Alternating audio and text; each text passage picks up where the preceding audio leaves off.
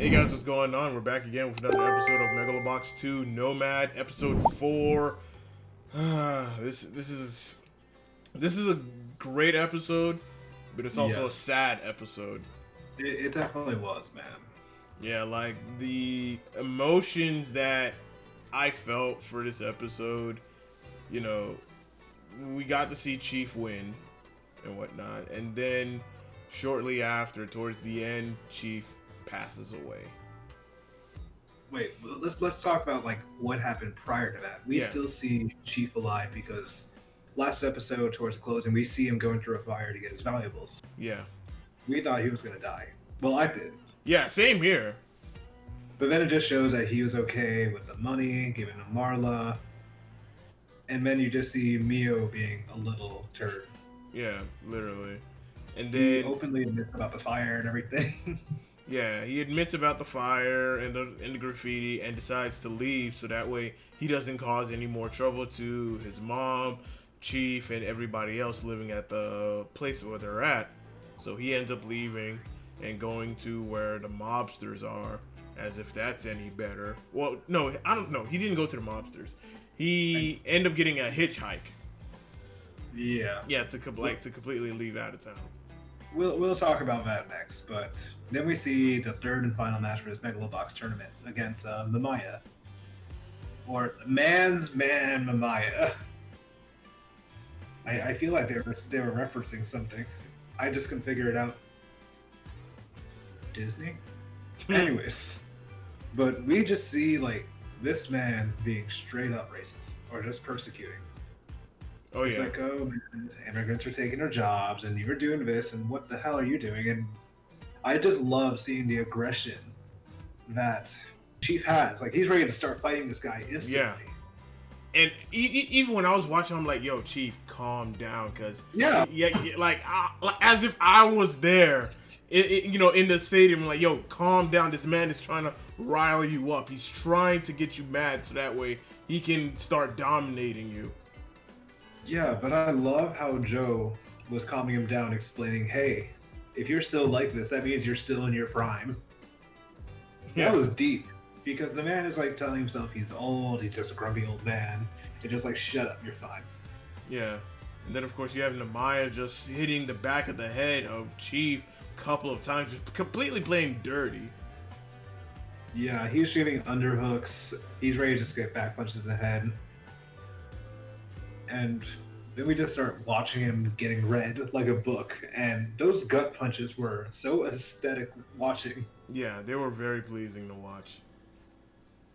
Oh my god, that was justice. That was done right. Yeah. And then in the fight, as Chief is about to like lose hope or whatnot, or at least getting ready to, collapse and fall, Mio shows up. And where did Mio come from? Well, Mio got hitchhiked on got by a dude in a trailer those big 18-wheeler trucks and whatnot. Max or whatever. And then Mio started thinking, and then he started thinking to what, Joe was saying. He started thinking about what Chief was saying, and then Mio's like, you know what, hey, drop me off at the next stop or whatnot. And then that's when the dude was like, oh, yeah, sure, because I need to stop there too. Looks like this. He looks like EDP 445. If you haven't seen the news on that, please look that up. God, there's so much controversy, but my boy Mio just comes up with a screwdriver ready to shank this man. Yeah, it's like, yeah, don't get any don't get any crazy thoughts or whatnot. Yeah. Mio turning over a new leaf was a little bit of relief in Yeah. that situation.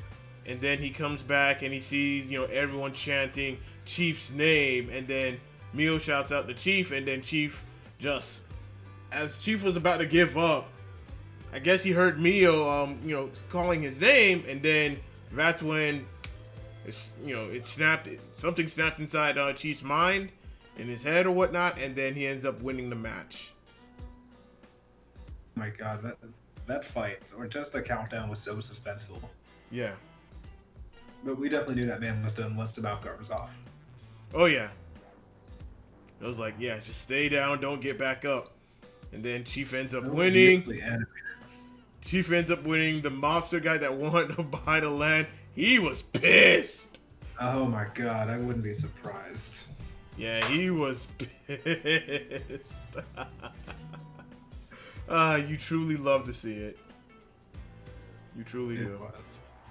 And then, of course, there's a celebration at the, at the trailer camp and whatnot. And Joe, Chief, Marla, everyone's celebrating. And Mio's ex-friends show up and whatnot. And Mio just told them straight up that, you know what, I'm done with you guys. Because it's like, you guys caused me enough trouble. And there was no point for him to be friends with y'all and whatnot. Like, this is my home. This is the people that I'm going to be, sticking with and going to be around a lot more often. So it was good to see Mio having a change of heart. Yeah, then the one guy that he was with, Takuban, I think his name was, just gives him proper send of his like, give her that haircut. It's terrible. Or get a haircut. Your hair's all over the place. And then the group is just making fun of him for his hair. That was wholesome. Yeah. He actually listened to the dude. Yeah. But then we get closer. But we get closer to Joe and Chief. Yeah. They're about the end of the night. Joe's just like, I don't want to go to sleep because I might not be able to wake up from his dream. I'm just like, this could mean multiple things.